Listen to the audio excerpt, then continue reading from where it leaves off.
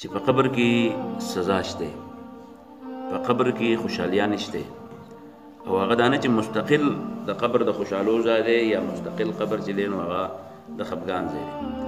اصل ځای د خوشحالو او د خفګان جنت او دوزخ دی.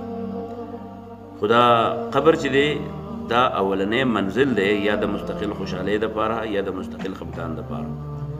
مخکې احادیثو کې مول وستل چې په دې قبر کې د انسان نه د خپل عمل تپوس کیږي، د الله د پیژندنې تپوس کیږي، د پیغمبر د پیژندنې تپوس کیږي، د قیامت د عقیدې تپوس کیږي.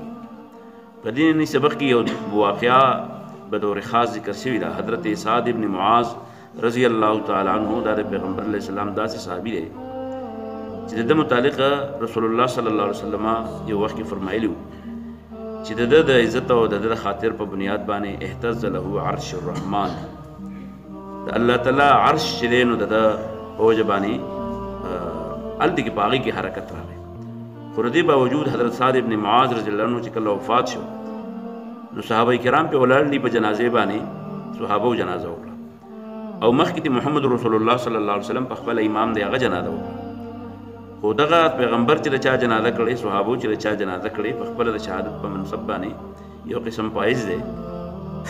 هغه چې کله په قبر کې کېښودی شو نو پیغمبر علیه السلام په تیز وویل الله اکبر او بیا ویل سبحان الله سبحان الله.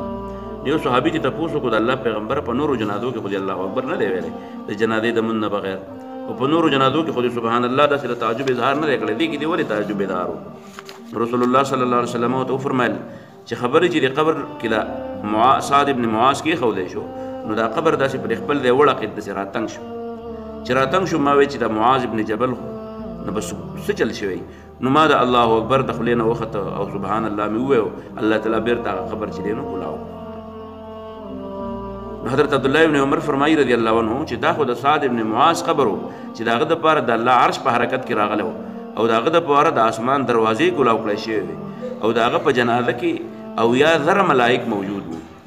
نو چې د هغه قبر راتنګ شو نو چې زما او د شریف خان له قبر